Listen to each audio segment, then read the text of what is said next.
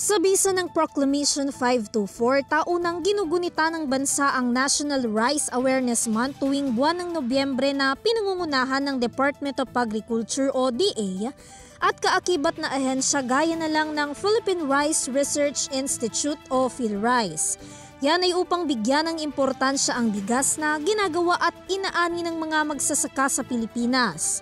Ngayong taon may tema itong Be Responsible na naglalayong ibigay ang tunay na mensahe kung paano magiging mas responsable ang bawat Pilipino pagdating sa bigas at nang hindi ito nasasayang.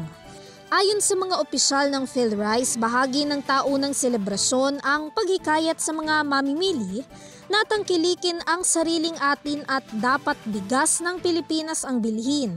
Kasama rin daw dyan ang pagtulong sa mga magsasaka na i-market ang kanilang mga produkto bilang milled rice. This Be Responsible campaign and it's embedded in the message Abakada. So it's easier to remember. So A is adlay, mais, saba, at iba pa ay ating kainin. B is or ba is brown rice ay atin din subukan at kainin. Ka is kanin, no? Ay huwag sayangin at da is dapat bigas ng Pilipinas ang bilhin. So it's easier to remember. This time we are involving the consumers para po dahil ang rice ay ating staple food. So it's important that it's not just a matter of technology push na yung farmers ang inaano nating magproduce ng rice, but also the consumers they have a role to play by avoiding wastage. We're encouraging every consumer to buy their products kasi isa din sa mga goals ng DA, specifically ng PhilRice under the Rice Bees program, ay tulungan yung ating mga farmers to market their products as milled rice na.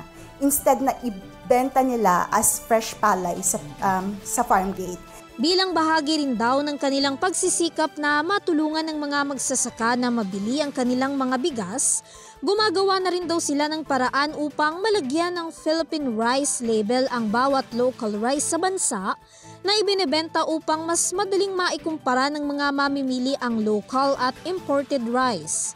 Kasi ang hirap din naman malaman nila kung ano talaga yung dapat nilang bilihin na local rice. So we're trying the campaign din na dapat makita yung malabel yung mga local rice as Philippine rice para at least alam nila na ito yung products ng farmers natin.